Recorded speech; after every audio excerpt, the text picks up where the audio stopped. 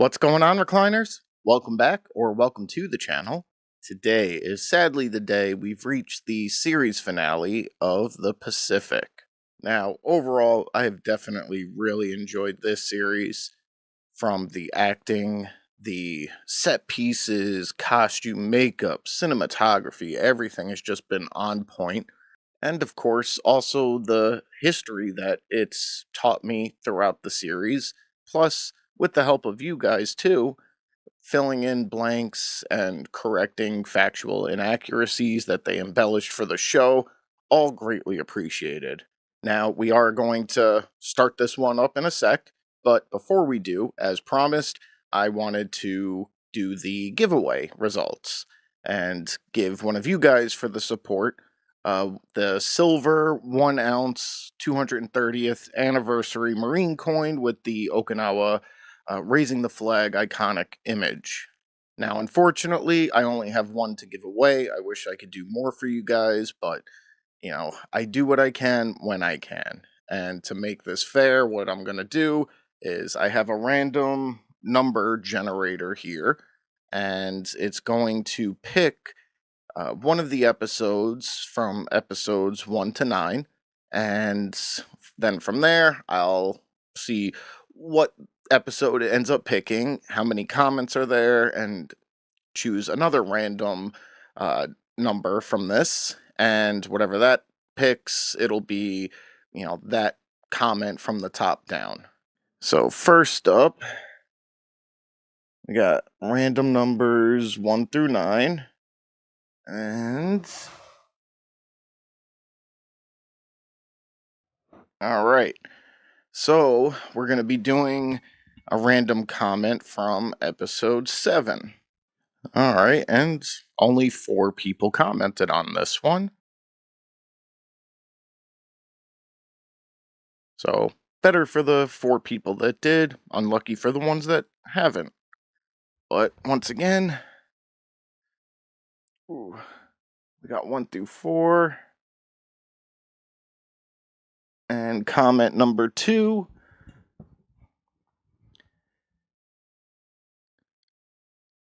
Oh man, I'm gonna butcher this name. Gristle McThornbody 315.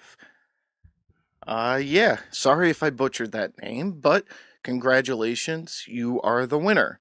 So all you got to do is reach out to me at my email, recliningsinema@gmail.com, and provide me with shipping instructions, and I'll get it out to into the mail for you as soon as possible.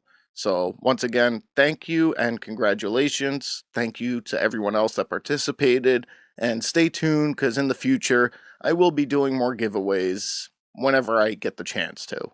So, now that we took care of that, we're going to go ahead and check this one out. Before we do, as always, if you guys enjoyed today's video, I'd appreciate it if you could leave it a like. And if you haven't already, please consider subscribing to the channel as well. So yeah, let's check out the series finale, episode 10 of The Pacific.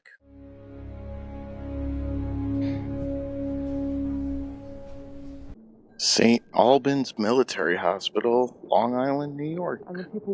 Yeah, so like I had mentioned in the previous episode, based off the way Band of Brothers ended and the thumbnail for this one, kind of figured this episode will be set.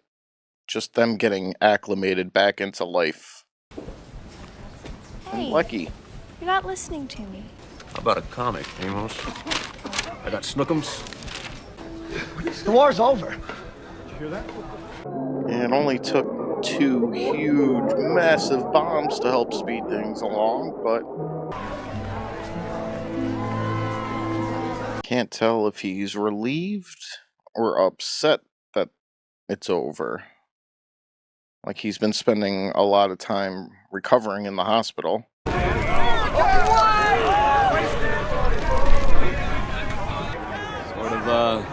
What do you do now?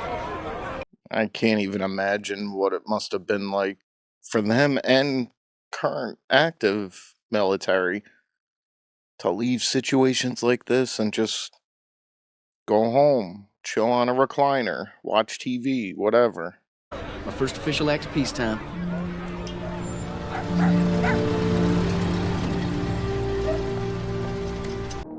Nice little town. There, you can keep the change. I ain't touching that. You got nothing but jungle rot and malaria. Welcome home. Wow. Phone call or a telegram or something. You complaining that he's home? I'll clear a corner and make do. Absolutely not. We will have this place spick and span. Were they not anticipating him returning home? I know back when he was getting shipped out, all the father cared about was his car. Hiya. I'm Mariel Shelton. How about I take you to the back of the train? You can show me your caboose. Not the best line. First, I gotta get Florence home. Wait, Florence from Melbourne? You shipping her all the way over here. This the first we hear about it? Come on, Snaff, I was milking an hour. I'm gonna get that girl. You've been saying that about every girl since San Diego.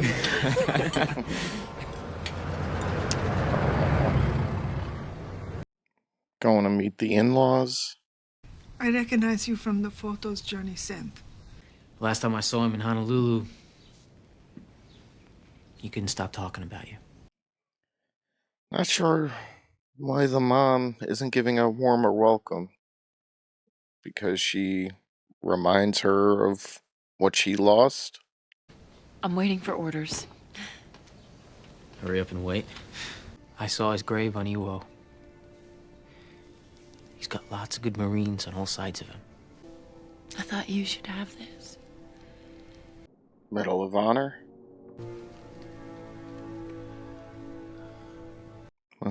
Well deserved, that's for sure.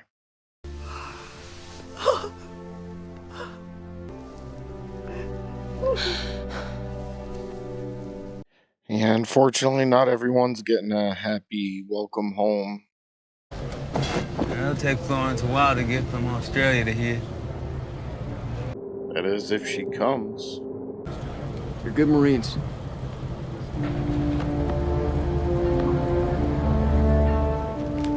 You made quite an entrance, Bob. The whole room is buzzing.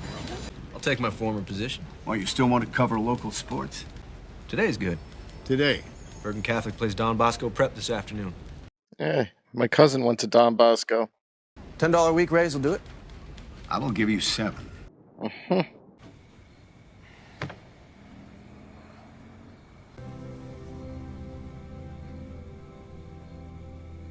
You a Jap? Honestly, because you sneak up like... Oh, I wasn't sure where he was going with that. Did you come up here for a reason? To get you to stop banging on that typewriter. Your dress blues. I think you would have looked nice in them. And I'd say now that he has, shown all that confidence, getting his job back and the raise, go talk to that girl across the street, but she is dating someone already.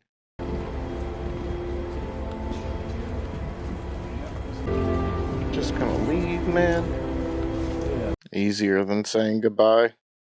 Oh, no. He found his confidence. Mrs. Keller. Yes. Let me just see if she can come to the door. She better not be washing her hair. You're back. I've been wondering if you would grant me the pleasure of taking you out. Oh. Well, there he is. Vera. Army, huh, Charlie? Too bad you missed the whole show. Nice try. She's not interested. Let the lady speak for herself, man. Obviously, I've been wasting a lot of gasoline. Oh, well, actually, looks like you're free tonight now, too. Well, it looks like I am free for dinner tonight. You're staring. I'm sorry. You get right to it, don't you? He's learned life is short. You know, I wrote you a lot of letters while I was over there. I don't have them anymore. Rain on Cape Gloucester erased every word. Best stuff I ever wrote. I really hope they end up together, especially since it didn't work out with his Australian friend. You gonna take this from me or what? Hop out of the sailor? Calms me down. That's too bad for you. She's marrying me. So you're just gonna have to deal with it, brother. He's been busy since being back home. I want want you to be my best man. Well, hell yes! See you later. Welcome home, Eugene.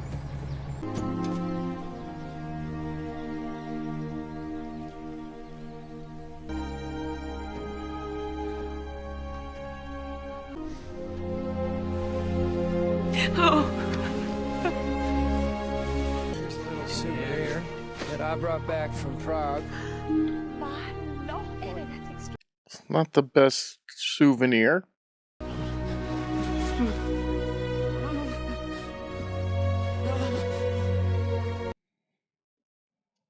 Yeah, this is what his father was worried about.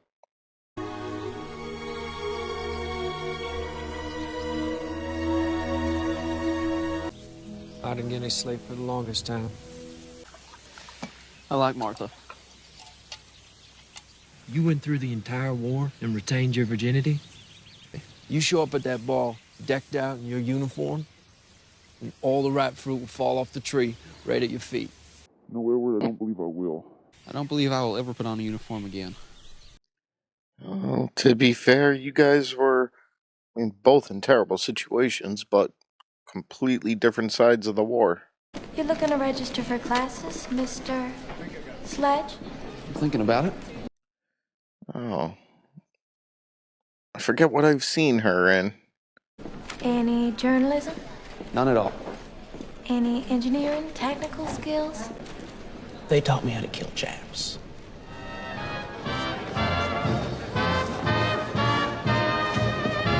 Drink fast. Mary catches us, she'll have me back inside dancing all night. Sitting here to dance, drinking punch. Not a scratch on either of us. Why did I end up back here when all those other fellas didn't? Survivor's guilt. You get back in here and dance with a woman who loves you? I'm coming, boss lady. He knew she'd find him.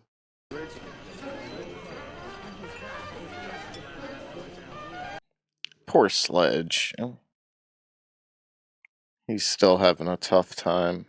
Catch on fire. So you think you're going down to Murphy's to get yourself a television set? Well, there aren't any. Nothing's being delivered. I bet in 5 years, everyone's gonna want one. Nah.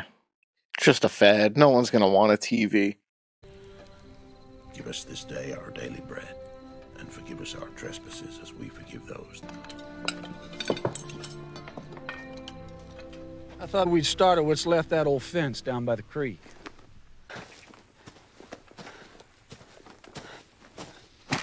Was this really the best idea? You don't have to apologize to me, Eugene. I reckon the dove population's going to be mighty happy this morning. Eugene, you look like a gangster with those glasses on. You need to make a plan for the future. My plan is to do nothing for a while. The boy is idle, Edward. I can get both sides. Like, on the one hand, he definitely deserves some time to rest, get his head on straight. But on the other hand, maybe keeping busy would help him in that aspect as well, so.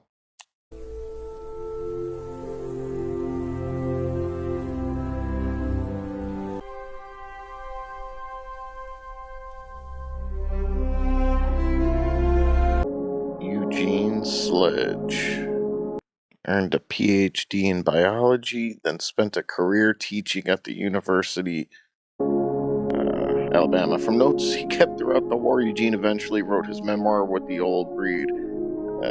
Can't pronounce it yet. Okinawa. Survived by his wife, 2 sons, and 3 grandchildren. Eugene died in 2001. Oh, he looked pretty close to him. Yeah, he married Vera. In 46, became a correspondent for the Associated Press. He wrote nearly 40 books, including his combat memoir, Helmet for My Pillow, in 1957. Died in 2001. Barcelona. Well, he looked like him, too. Since 45 stamps have been issued with his likeness, and ships and highways have been christened in his honor. John is remembered every year with a parade in his hometown of Raritan, New Jersey.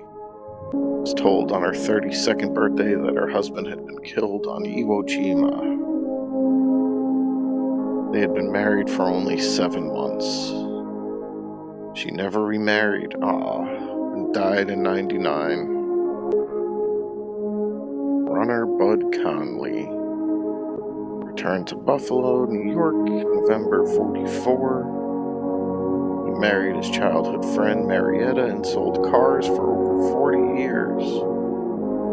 Died in 97, survived by 6 children, 11 grandchildren, and 9 great-grandchildren. Hoosier Bill Smith. Oh yeah, did we ever find out what happened to him? Survived the wounds he suffered. Alright. Returned to his hometown of Indiana, got married and raised 4 children. Died in 85. Chuckler Lou Juergens. Honorably discharged from the Marine Corps 2 weeks after the war's end. Married and worked as a steam fitter in Chicago, Illinois. Remained close friends with Lucky, Runner, Hoosier until died in 82. Snafu. Oh, looked nothing like him. Stayed in Louisiana, worked in lumber, married and had 2 sons. Did not speak with his fellow Marines for over 35 years until he read Sledge's book. Sledgehammer served as a pallbearer at his nephew's funeral in 93. Bill Layden became a professional golfer, corresponded regularly with other veterans, including Sledge, until passing away in 2008. Hugh Corrigan. Promoted to captain and married Elizabeth Vincent in 44 while stationed in the U.S. Returned to action and was wounded on Okinawa in 45. After the war, he and his wife lived in Ithaca until his death in 2005. Damn, they're covering everyone. Chesty Puller. One of the most decorated Marines in the history of the Corps. His extraordinary career spanned from World War I through Korea. Puller retired in 55 and passed away in 71. Clifford Steve Evanson was 17 years old when he was killed in action on Iwo Jima. Chuck Tatum was awarded a Bronze Star for his service on Iwo Jima. After the war, he designed and drove race cars. He lives in Stockton, California. Thomas Fulton Burgeon married his Australian sweetheart, Florence, in Jewett, Texas in 47. They have 4 daughters. Still call Texas home? Wow. I mean, I'm sure at this point, not anymore, but Sidney Phillips and Mary Houston Phillips raised 3 children. Sid became a doctor and practiced medicine in Alabama for 38 years. Sid and Eugene remained best friends for the remainder of Sledge's life. Sid still lives in a small town outside Mobile.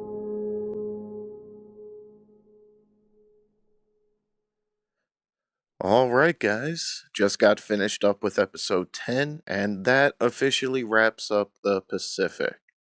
Once again, overall, an amazing show.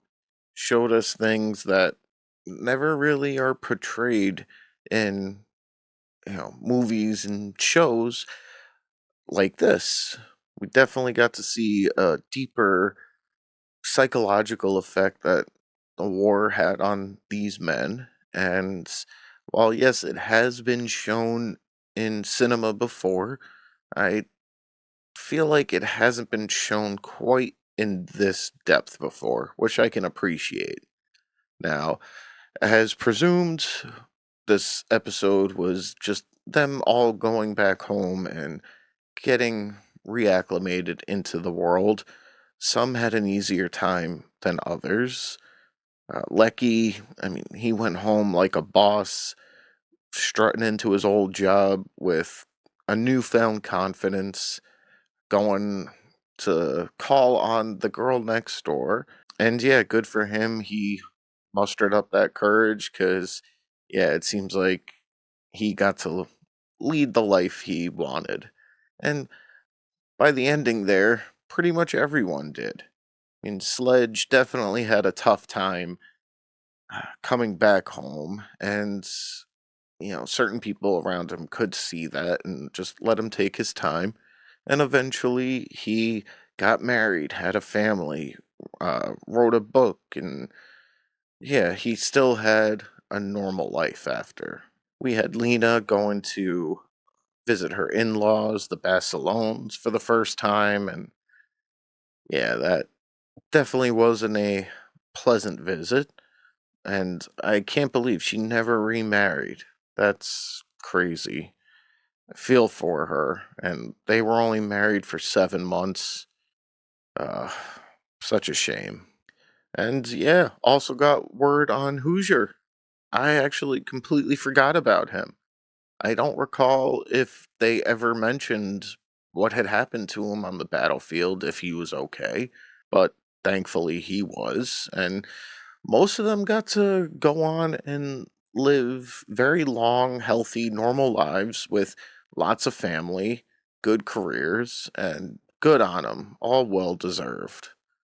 So, yeah, I mean, like, once again, definitely a great show. Definitely mad at myself for not checking this out sooner. But again, now I got to share it with you guys, and you guys got to call me out on my stupidity as well as enlighten me on things I may have missed or just the factual inaccuracies that were portrayed on the show for just the sake of the show. So, again, thank you. And also, again, congratulations to, I'll butcher the name. I don't have it up on my screen right now, but you were announced earlier. You know who you are. Please, again, reach out to me at recliningsinema@gmail.com, and I'll arrange to get that coin over to you.